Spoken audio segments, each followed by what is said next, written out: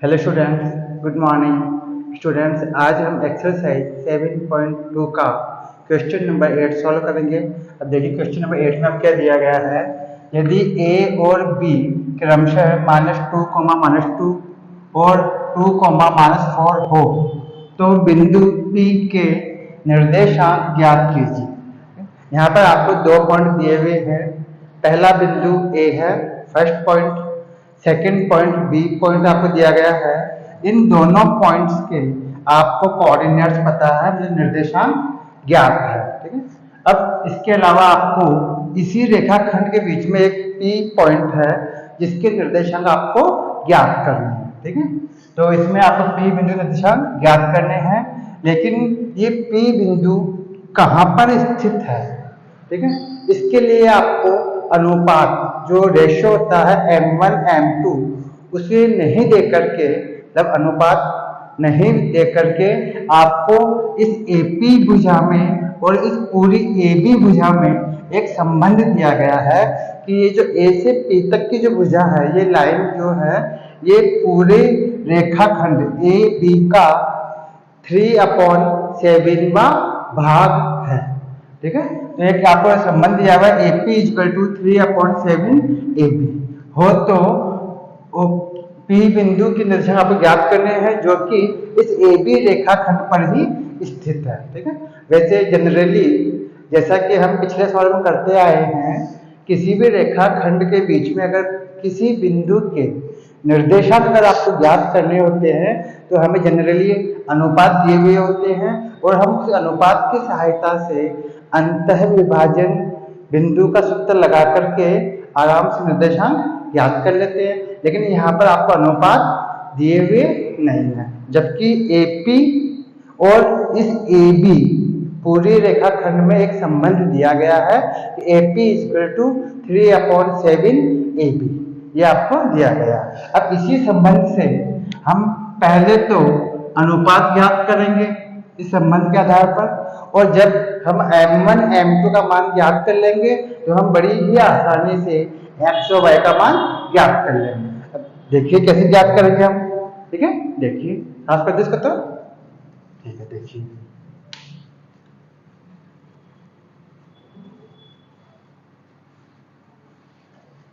देखिए आपको इसके अंदर एक संबंध दिया हुआ था AP = 3/7 AB। ठीक है। ये आप संबंध दिया हुआ था, लिखेंगे प्रश्नानुसार, प्रश्न के अनुसार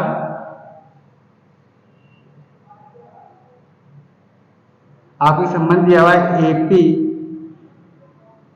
= 3/7 AB।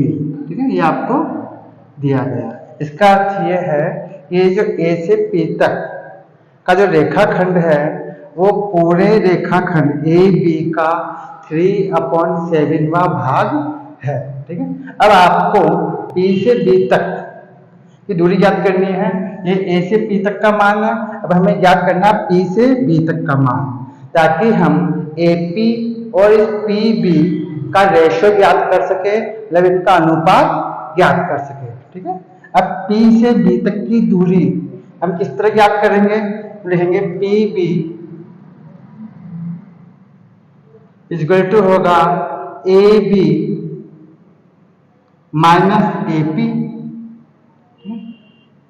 अगर हम इस पूरे रेखाखंड में से अगर इस फर्स्ट वाले रेखाखंड को माइनस कर दे तो आपको दूसरे रेखाखंड, ये जो P से B तक का जो रेखाखंड है, इसकी लंबाई ज्ञात हो जाएगी आपको।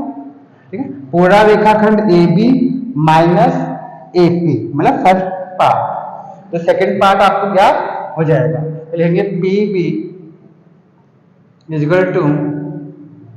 AB जैसे कैसे -AP का मान आपको कितना ज्ञात है, 3/7 AB। ठीक है। ये हमने इस AP के स्थान पर ये AP की वैल्यू पुट कर दी। ठीक है। अब हम एलसीएम लेंगे तो जगह PB = एलसीएम कितना आएगा 7। यहाँ इसके लिए अपॉन में अपन 1 मान सकते हैं, 1 का डिवाइड 7 में करेंगे तो 7 का मल्टीप्लाई ए बी से करेंगे तो हो जाएगा 7ab, 7ab माइनस 7 का डिवाइड 7 में करेंगे 1 टाइम, 1 का मल्टीप्लाई 3 से करेंगे तो 3ab। ठीक है, इस तरीके से। तो यहाँ पे आप सब्ट्रैक्शन करके घटाव करेंगे तो 7ab में से 3ab माइनस करेंगे तो जाएगा pb इक्वल टू 7ab में से 3ab गया, कितना बच गया 4ab अपॉन 7। 4/7 ab आपको प्राप्त हो जाएगा। जबकि आपको ए से पी तक का जो रेखाखंड है उसका मान आपको पहले से ही ज्ञात था, और पी से बी तक जो रेखाखंड उसकी लंबाई हमने ज्ञात कर ली इक्वेशन नंबर 2। ठीक है, एपी का मान आपको ज्ञात था पहले से। एपी का मान हमने इस पूरे रेखाखंड में से इस एपी रेखाखंड की वैल्यू को माइनस करके पी से बी तक की जो वैल्यू है वो हमने ज्ञात कर ली। तो लिखा पी बी बराबर होगा 4/7 ए बी। ठीक है, अब अगर इन दोनों रेखाखंडों, ये जो दोनों खंड है, दोनों खंडों का आपको रेशियो ज्ञात करना, मतलब अनुपात ज्ञात करना। अब अनुपात कैसे ज्ञात करेंगे भाई, इनको डिवाइड के रूप में लिख करके तो लिखेंगे यहाँ पर, अतः यहाँ कर लेते हैं हम A P upon P B equal to, इनका रेशियो ज्ञात करना, आपको अनुपात ज्ञात करना। ठीक है, अनुपात ज्ञात करने के लिए पहला जो खंड है, जो फर्स्ट पार्ट है वो तो है एपी, और जो सेकंड पार्ट है वो है पी बी। ठीक है, इन दोनों का रेशियो ज्ञात करेंगे तो एपी, एपी का मान क्या है भाई 3/7, 3/7 A B upon P B, इसका मान हमने ज्ञात किया है क्वेश्चन नंबर 2 में। तो पी बी इक्वल टू है 4/7, 4/7 ए बी, ए बी। अब देखिए यहाँ पे ए बी से ए बी कट जाएगा। ठीक है, अब क्या बच गया 3/7 और यहाँ बच गया 4/7। तो हो जाएगा A P upon P B equal to 3/7 into 7/4 हो जाएगा। क्या जाएगा 3/7 नीचे एडजेक्टिव रह जाएगा, तो नीचे क्या 4/7 है, तो ये मतलब अपोजिट हो जाएगा। जो हर है वो तो अंश बन जाएगा, जो अंश है वो हर हो जाएगा, 7/4 हो जाएगा। अब देखिए 7 से 7 कट जाएगा, क्या बच जाएगा A P upon P B equal to 3/4।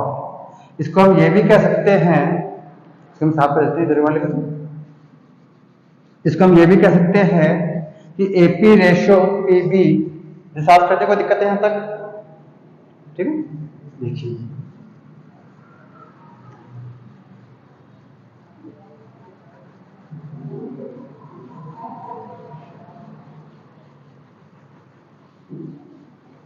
अब आपने ए पी और पी बी का रेशियो ज्ञात कर लिया, कहते हैं A P ratio P B equal to 3/4, मतलब 3/4।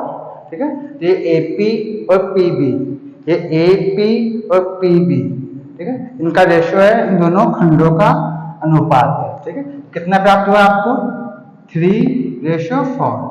इसको हम कह सकते हैं, या ये भी कह सकते हैं हम इसको M1 अनुपात M2 इक्वल टू हो गया 3/4। अब ये आपने अनुपात ज्ञात कर लिए, जिसे हम M1 M2 भी कहते हैं। ठीक है, मतलब ये जो P बिंदु है ये इस ए बी रेखाखंड को 3/4 मतलब 3/4 के अनुपात में विभाजित करता है। और अब आपको इस P बिंदु के निर्देशांक ज्ञात करने हैं, इसके कोऑर्डिनेट्स ज्ञात करने हैं। ठीक है, अब हम फार्मूला काम में लेंगे, अंतः विभाजित बिंदु के निर्देशांक ज्ञात करते हैं, उसी फार्मूले से हम इसके निर्देशांक ज्ञात करेंगे। ठीक है, कहेंगे अंतः विभाजित बिंदु के निर्देशांक, अंतः विभाजित बिंदु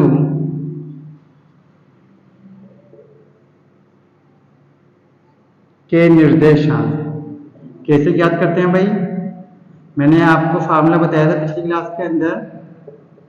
एक x का मान ज्ञात करते हैं तो x इक्वल टू होता है m1x2 plus m2x1 upon m1 plus m2। इसी प्रकार y का फार्मूला होता है y इक्वल टू, साफ कर देते हैं इसको,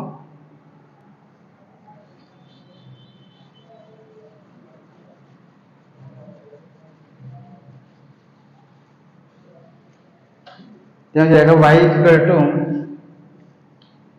m1y2 plus m2y1 upon m1 plus m2।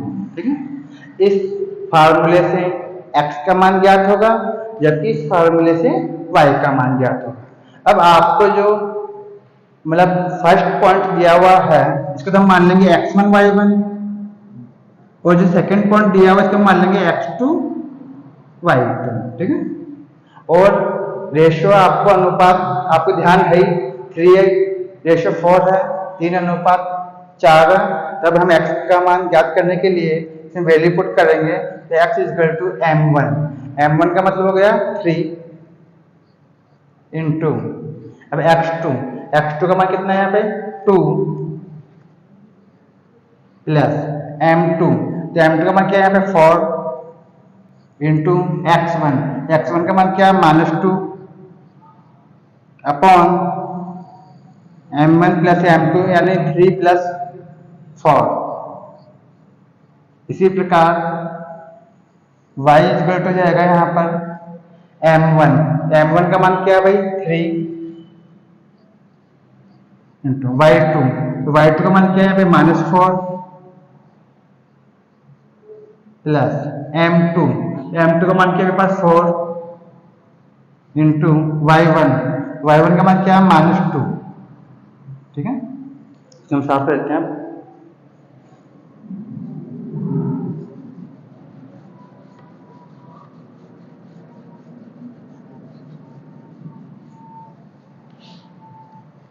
Upon m1 plus m2 यानी 3 प्लस 4। यहाँ तक कोई दिक्कत है आपको? समझ आ गया? ठीक है, अब देखिए पर साफ कर दें तो यहीं कर लेते हैं।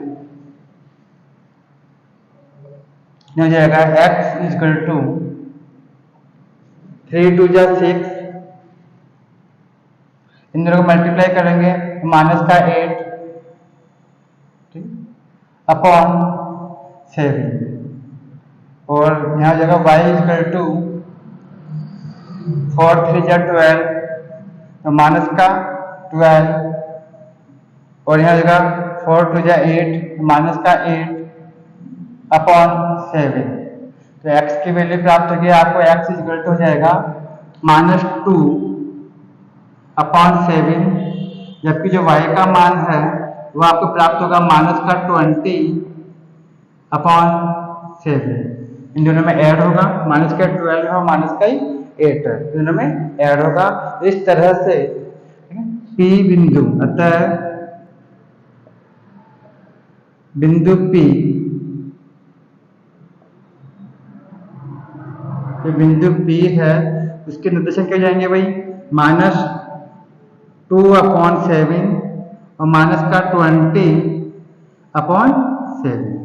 ठीक है, ये हमने P बिंदु के निर्देशांक याद कर लिए, और इस तरह से हमारे क्वेश्चन कंप्लीट हो गया।